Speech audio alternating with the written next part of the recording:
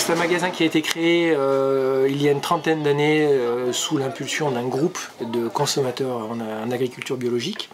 J'étais huissier de justice, donc là en sortant je vais me prendre des pots de banane pendant une vingtaine d'années, donc de 1998 à 2018. La partie agriculture biologique m'intéressait, je ne peux pas dire que j'étais par contre un militant. Et puis c'était surtout l'aspect humain, cette humanité qu'on associe souvent au bien manger, bien consommer, qui m'intéressait de découvrir.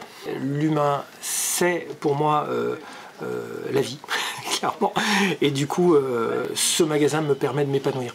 Et j'espère, j'entraîne dans ce projet mes filles, mes collaboratrices.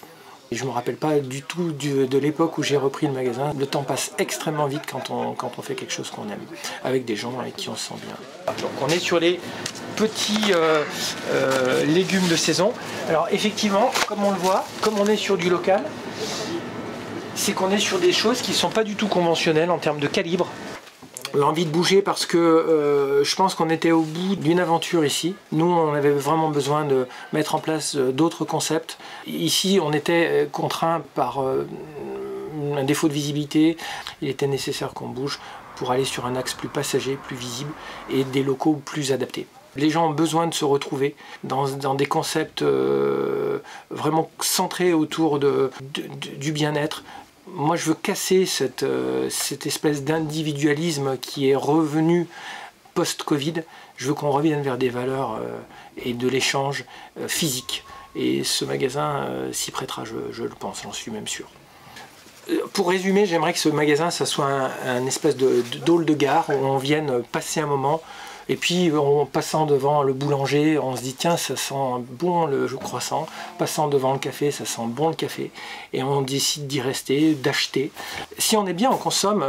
Mais encore une fois, je voudrais vraiment qu'on se détache de cette idée de créer ce magasin pour consommer, c'est pas ça. On va avoir de temps en temps des animations directes de producteurs locaux, des apiculteurs, ça va être une personne qui fait des gâteaux, des cookies du côté de la Châtre avec du basilic, des saveurs particulières qu'on va retrouver dans le rayon vrac et aussi dans une petite partie salon de thé qu'on va mettre en place, un rayon traiteur avec des plats de restaurateurs. On ambitionne effectivement potentiellement d'ouvrir assez rapidement un restaurant qui travaillerait sur la base de nos produits date courte.